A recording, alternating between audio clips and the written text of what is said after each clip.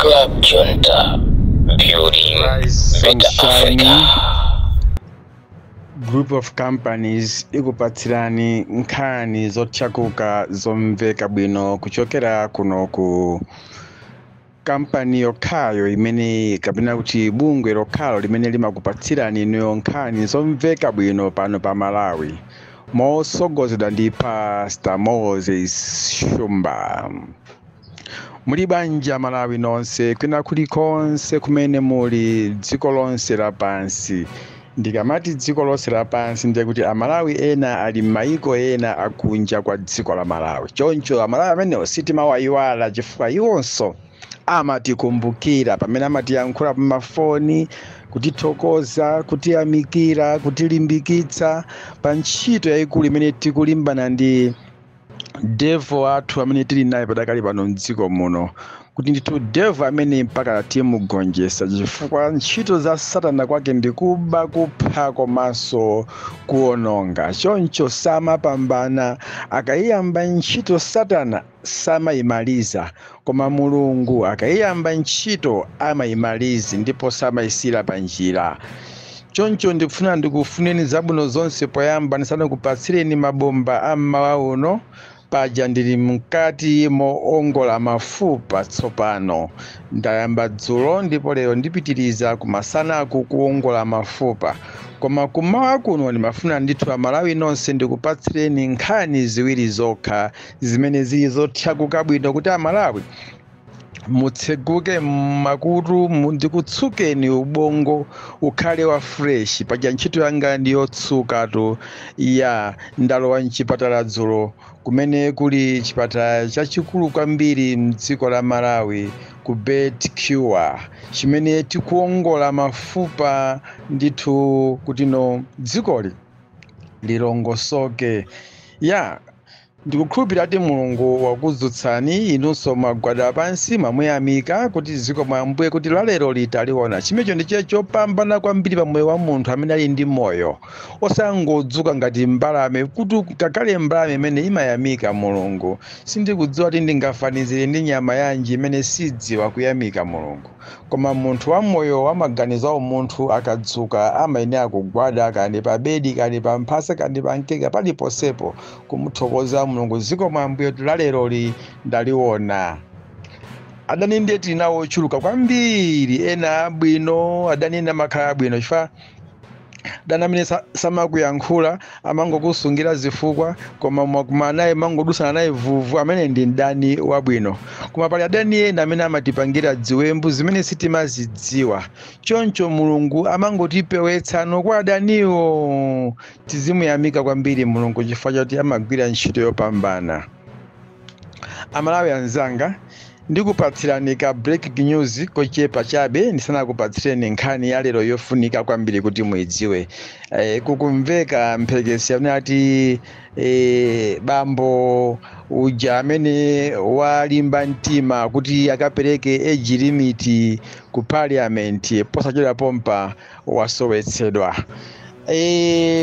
Sitinazo mboni kwenikweni ineyo ngati Pastor Shumba komanso Rise and Shining Group of Companies sitinazo mboni kwenikweni chifukwa ngukhupa kuti 2 weeks ago kunamvekaso nkhani yoti Agape Khombe wapangidwa kidinapo ku nyumba kwake, amubera foni, amubera laptop, chani zambirimbiri. After some 2 days made now not Agape Khombe, he is online, akuyankhula pa phone, akupezeka. So iziso zachitika, ife tikuona ngati mwina ndi mafilimu ofuna kuzembetsera ati ndalama timene walandira ku mabungwe, ku makampani, kudzipani kuti asokoneze apangise bill ya age limit. Now ndalama zijamuza kuti iye azinka m'midzi, azinka m'maboma, nacheza ndi anthu, nawalimbikisa za age limit, nawapatsako ndalamazo. Ndiye inu mukudziwa munthu wanja kumuza kuti akwerani munkhokwe mutenge chimanga chimene mukufunacho, samakwera, samalowa, samatenga chimanga monyengerera, amantengeratu umakhala kupakula ndithu. ndiye ndalama munthu ampatsa zili m'manja mwake azinka iye nazungulira nazigawa ngati iyeyo ndi wa ndalama, pamene iyeyo amatha kuwerengera kuti nyumba mwanga muli 42,000, pamene zimenezo zimafuna anthu amene satha kuwerengera chuma chawo kuti kodi chafika pa ndalama zotani, ndi amene angathe kukwanitsa kupanga zimenezo. Ndiye sitikuzikhulupirira kwenikweni kuti no Agape Khombe wasowetsedwa kapena wapanga mapulani ake. Ndimemezenso kwambiri kwa Amalawi kunena kuti ripoti imene lachokera ku bungwe la Malawi Freedom Fighters lonena kuti iwo sakukhuzidwa nazo zimenezo, iwo ali pakalikili komemeza Malawi kuti bill ya age limit isapangidwe. Anenaso kuti awayendera Khombewo kunyumba kwa kudziwako, awayenderanso Abraham David kunyumba kwa kudziwako. Ine ndimafuna ndauze director abungwe limene la Malawi Freedom Fighters kunena kuti ayi mukatero mwanena kale kuti ndi ufulu wawo. Mawino ndamene nenso ndagwira kwambiri kuti Agape Khombe ndi ufulu wake, David Abraham ndi ufulu wake kupita kukapereka bill imene ya age limit ku nyumba ya malamulo. Ine mafuna ndikupempheni inuyo Malawi Freedom Fighters kunena kuti musawaletse, mwapase ufulu wawo apite akapereke biluyo. Amalawi alirede kwambiri kuyilandira biluyo ndipo kuti aifafanthule pompo. Amalawi sakugwizana ndi bilu ya age limit. Mukawaletsa mutikhala ngati ife tikwaopa. Asiyeni akafikise biluyo monga mafotokozera akale kuti ndi ufulu wawo. Koma muone zimene nafuna nokupanga Amalawi tsopano. Muone mayankho a Amalawi kuti achokera kotani, Amalawi ayankha zotani. Zimenezo zimene tikufuna kuti anthu adziwe kuti Malawi so museweretsa. Inuyo musapitire ku nyumba, musawaletse, kaya wasowa Abraham mulimbikitse kuti apite iye akapereke. Ife tikudziwa tuzonsezi anthu awiri amene watu paja musaiwala Malawi anamangidwapo ndi nkhani zosiyanasiyana. Agape Khombe anamangidwa ndi nkhani yogwiririra, komanso Abrahamu anamangidwa ndi nkhani zoti anasowetsa ndalama za anthu ena koma anamiza kuti awathandizira milandu pafupifupi mina 40 miliyoni imene ndalama zimene adamangidwa nazo Abraham David. Akhala kumaola ya almost 7 months ngati si close to 1 year.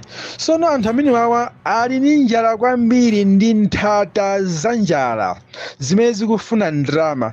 Ndiye musalimbane nawo.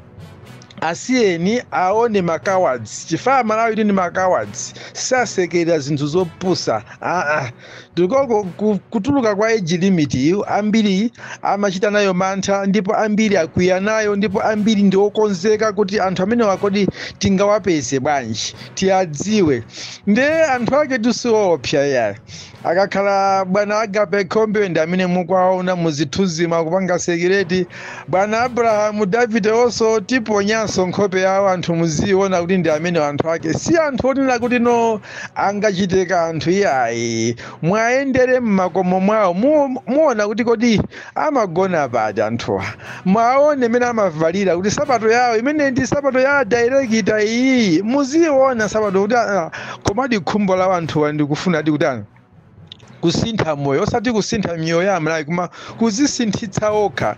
Ndiye ine ndikupempheni a director ya Malawi Freedom Fighters kunena kuti asiyeni mujamwafotokozera kuti ndi ufulu wawo akapereke biluyo. Biluyo ikayambenso kukambiridwa ngati zingatheke kutero mpamenso mutaoneno nthata mene zitulukire nthata. Amalawi tu alilede marijoni onse 4 maboma onse 28 Amalawi alilede. Tawamema aukalamba tawamema alilede 2 chakuti miliyoni nkhalamba zikakhala ku parliament ya Malawi kulimbana ndi Kotani Hala kumeneko amene atakayambise zimenezoyo. Ndikupira Malawi ndayakweya nkhani yoyamba.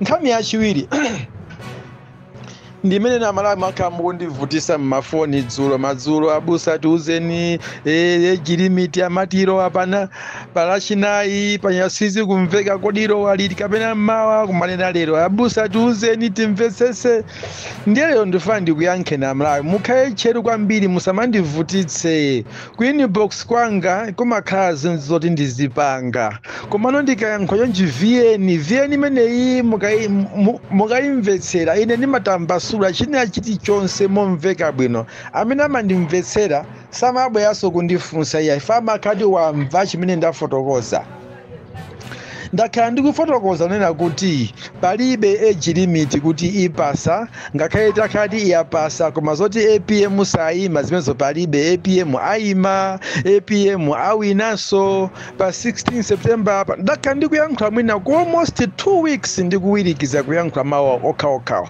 koma vuto limene lili ndi Amalawi kusakhulupirirana ine muzindikhulupirira ine ndimayankhula zoona zokhazokha sindimalimbikira mtunda wopanda madzi ndiye sindineyo sindingachoke ku dambo ndikakhala ku mtunda kumene madzi sakwera ine ndimakhala ku dambo kumene kumakhala msipu wobiriwira kumene kunasankha Abrahamu kukakhala ndi m'bale wake Loti kumene ine ndimakonda kukhala kwambiri kukhazikika kuti ndikutsuke na Malawi ubongo wanu ukhale wa fresh mudzidziwa cholowa ndi chotuluka chimene chikufuna kuchitika m'dziko lanu Malawi it's your own country osakhala ngati mbuli zimene simudziwa kapena kuti simukhala ngati alendo amene mwangobwera kuno kuzasaka zina zake ayi ndinu aini yake adziko that is why ine Pastor Shumba ndimabwera kuzakupatsirani mvemvemve woti ino dziko lanu mulidziwa likuyenda bwanji lili pati zikutani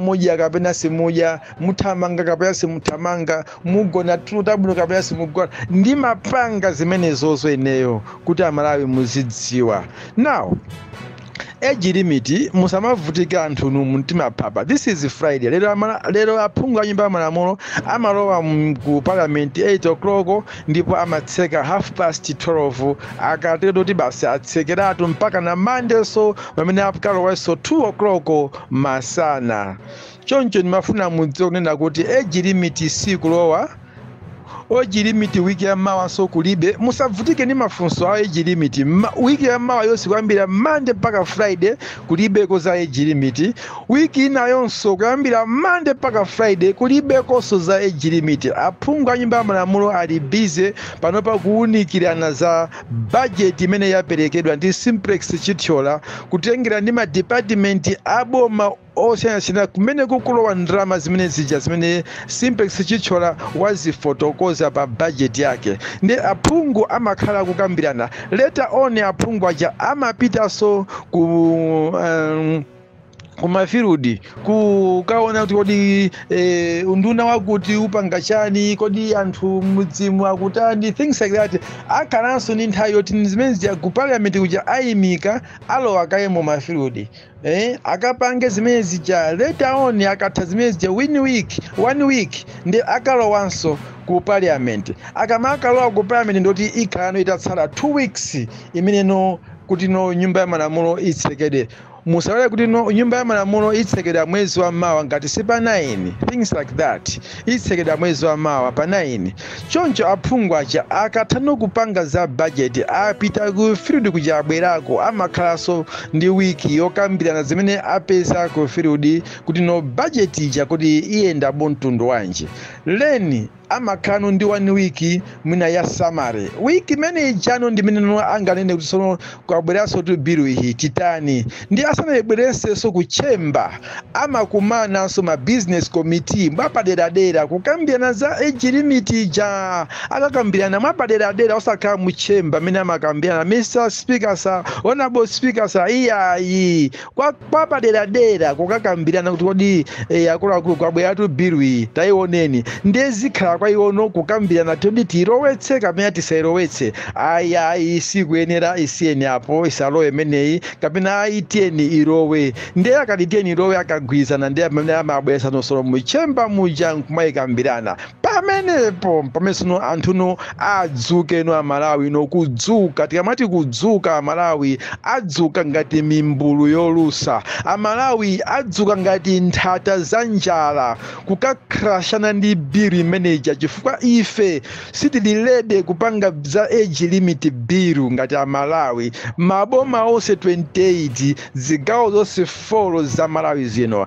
Amalawi ndikukhulupirira kuti ndakupangani scrutinize bwinobwino mwandimvetsesa kuti wiki yamma kulibe za age limit, lero kulibeko za age limit, wiki yankuja kulibekonso za age limit pa zifukwa zimene ndakufotokozerani. Choncho pasapezeke winanso kundrowera ku inbox kundifunsa abusa kodi age limit zikuti bwanji ife sitikudya nsima. Iyayi ngati mulibe ufa chabwino ndi nkhani ina, koma ngati ufa ulipo, khobwe alipo, nyemba zilipo, nandolo alipo, phikani, idyani, mezani, tengani madzi mumwere nkumaona chitsogolo kuti kodi pa 16 September tidzatani ndi chovotera chathu. Chimenecho ndiye chizikhato tizikambirana tsiku ndi tsiku.